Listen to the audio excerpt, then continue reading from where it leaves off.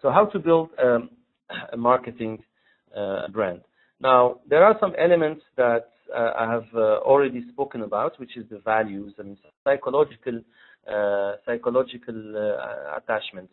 I mean, you look around you. If you remember about your parents and your mother, I mean, they would always use the same soap. You would have in your entire childhood, you would have seen almost maybe the same or maybe one or two brands of soaps and shampoos in the bathroom. And that's because your parents, they had a psychological attachment with this brand, and they were hammered with advertising in the 60s or in the 70s, depending on when the parents were born.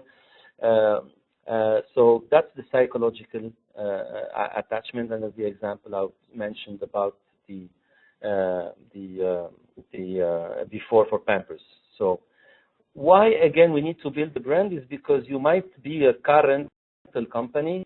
So what? There are so many car rental companies. You might have you might be specialized in oil and gas. So okay, so are some other companies. You might be a contractor in terms of real estate.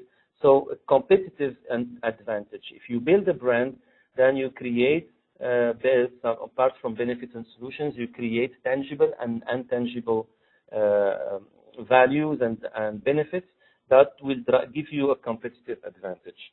Once you have this, then it allows you, when you build a strong brand, then this is a barrier to entry for competition.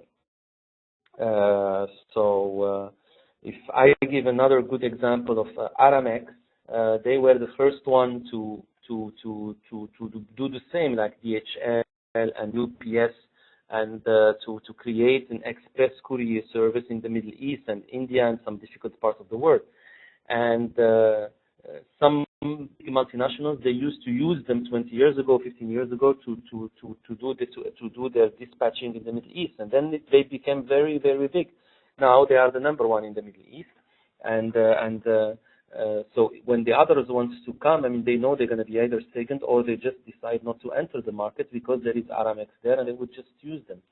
Also, a brand is just another way. It's a way of communicating about your product and services to your customers or clients or target audience to promote loyalty. So if you don't have a brand, you cannot promote loyalty because you are just, you have a product and service, but you don't have a brand.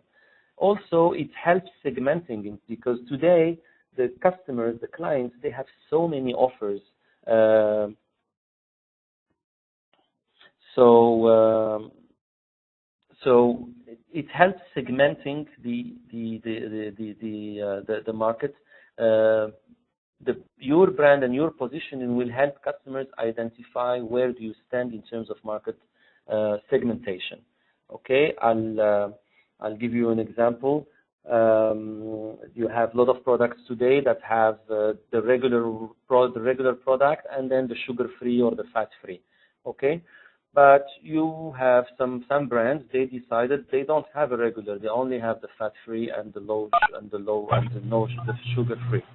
So that's a way of segmenting and giving yourself an identity.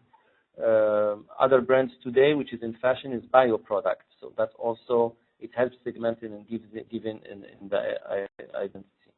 And also, it's creating internal direction and loyalty.